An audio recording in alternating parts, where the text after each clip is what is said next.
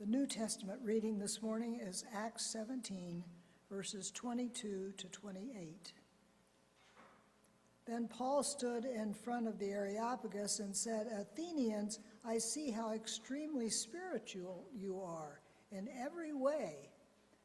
For as I went through the city and looked carefully at the objects of your worship, I found among them an altar with the inscription, 'To the unknown God.' What therefore you worship as unknown, this I proclaim to you. The God who made the world and everything in it, he who is Lord of heaven and earth, does not live in shrines made by human hands. Nor is he served by human hands as though he needed anything, since he himself gives to all mortals life and breath and all things.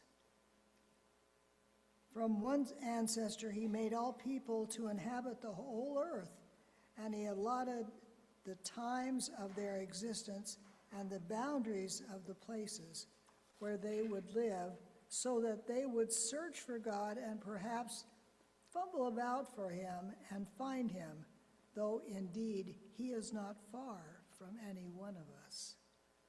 For in him we live and move and have our being, as even some of your own poets have said, for we too are his offspring. Since we are God's offspring, we ought not to think that the deity is like gold or silver or stone, an image formed by the art and imagination of mortals. The word of the Lord.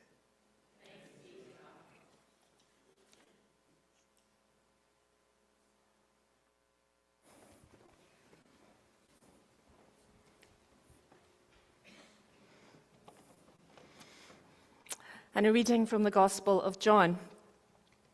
This is part of what's called Jesus' farewell discourse. We've been reading it through Easter. It's what he is saying to his disciples before his death.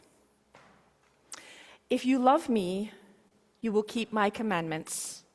And I will ask the Father, and he will give you another advocate to be with you forever.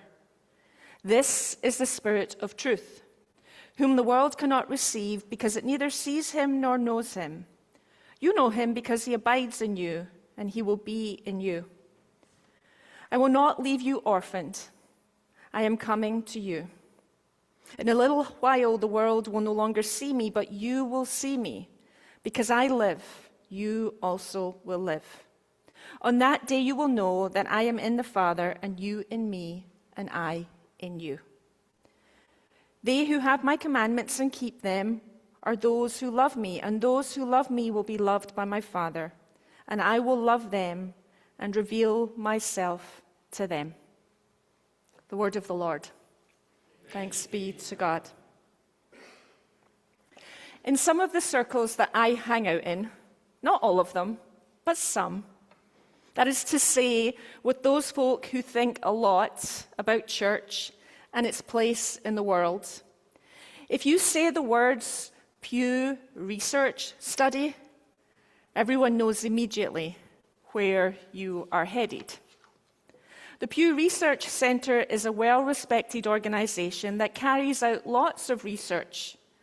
But in the groups I am talking about, the mere mention of the Pew Research Study means only one thing, and that is the demise of church affiliation and the rise of the spiritual, but not religious.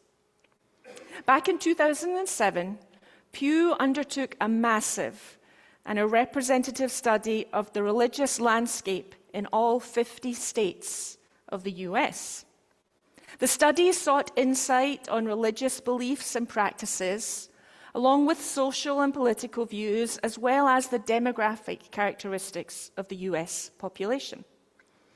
They repeated the survey again in 2014 and again in 2023 through 24, giving us a sense of how religious life has moved and changed over the last 20 years.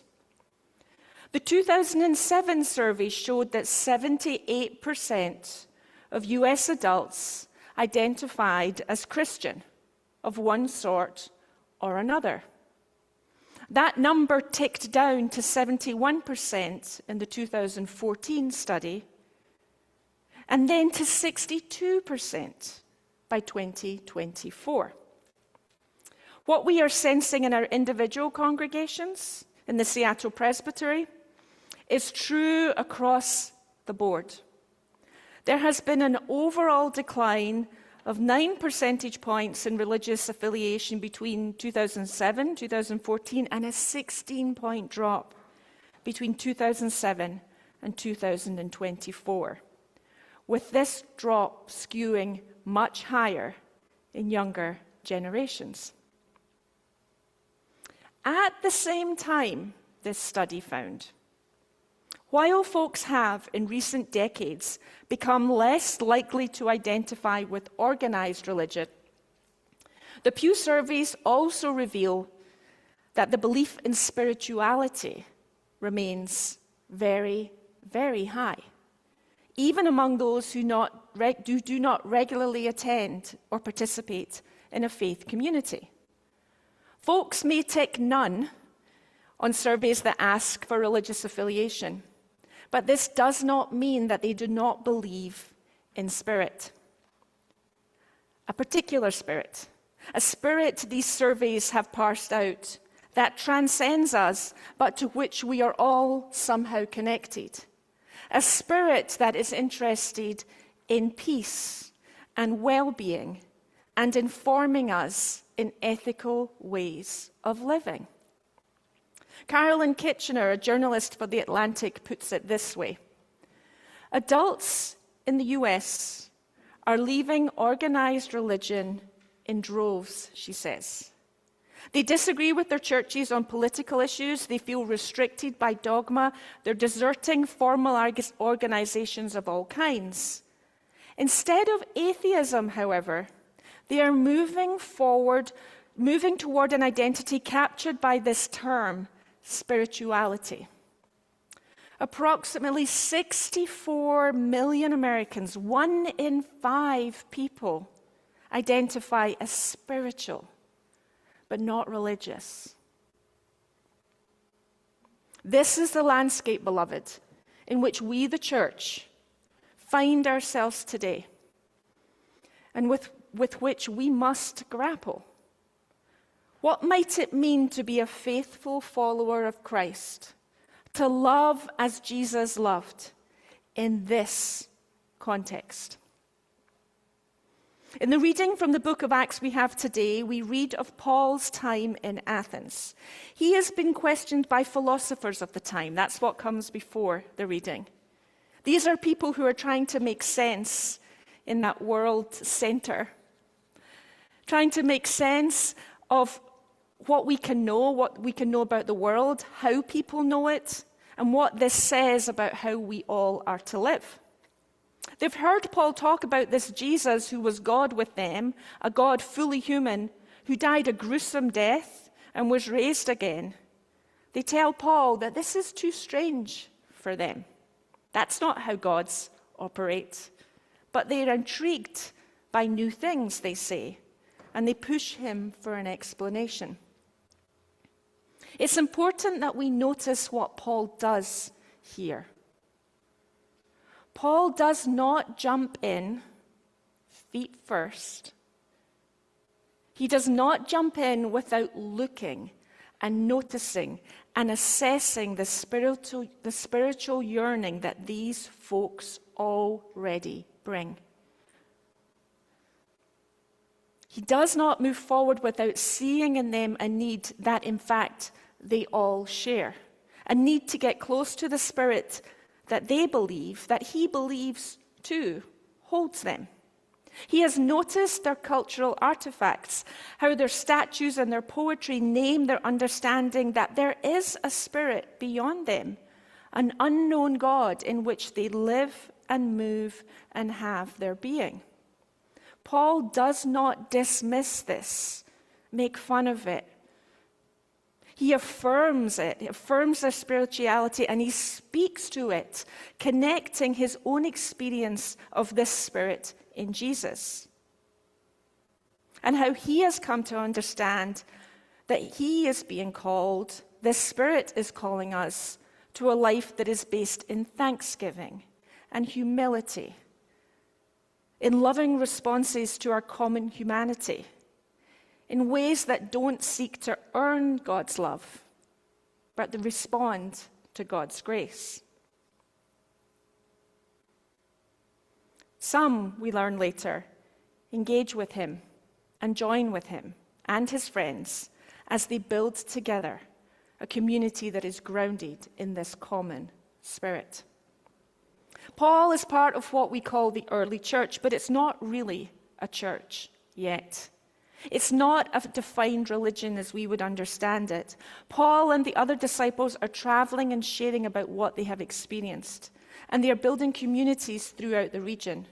Folks are coming from various backgrounds, both Jewish and Gentile, and they are meeting together in community members' houses as they figure out together, as they grapple together with how to live into this call in this world.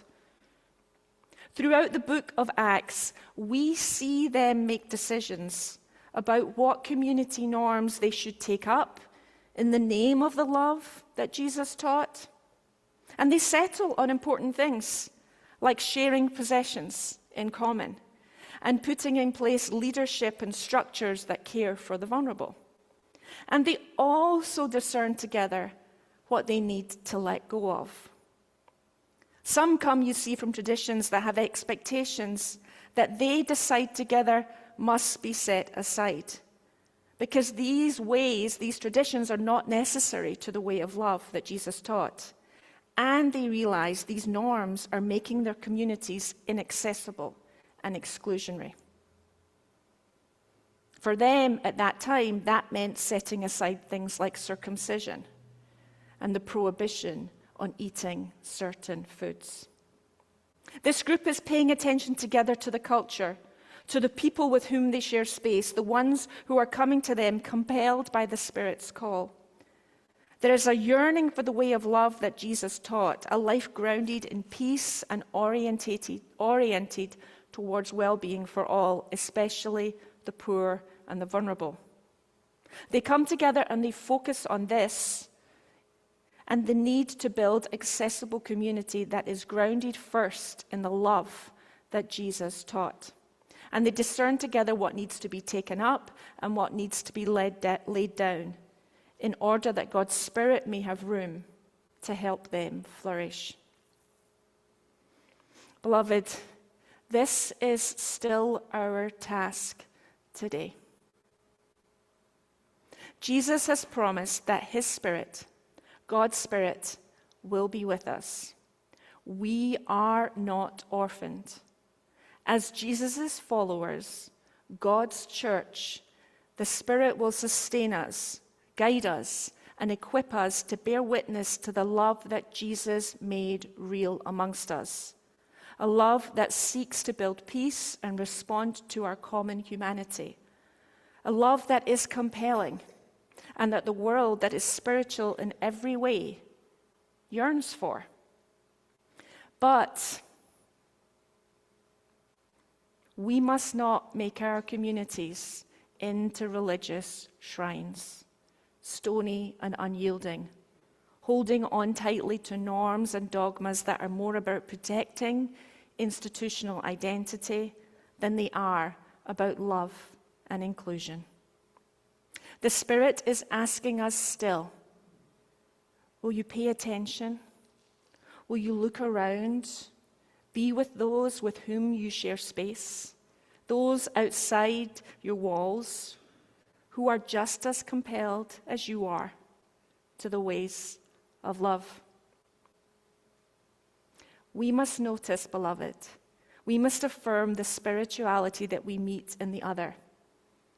And we must commit ourselves to figuring out together. Are there things we need to take up, recommit ourselves to in the name of Jesus? And are there things we need to let go of? so that no longer serve the purposes of love, so that we may build communities that are grounded in love, real love and inclusion. The Spirit has not left us, beloved. God is not going anywhere. The way of love that originates in the God of the universe, mother of us all, and that Jesus revealed to us is planted deep in our hearts, and it blows through this world. It beckons us towards the possibility of communities that are grounded in the love that Jesus taught, that respond to our common humanity, and that build peace and well-being. Ours is the choice. Will we receive this? Will we let this Spirit bring us together? Or will we build ways of being that continue to keep others out? Thanks be to God. Thanks be to God's amazing grace. The Spirit will never give up on us in this work. The Spirit will keep calling us in this work. And Jesus will keep praying that we will respond until we see God's kingdom come. Amen.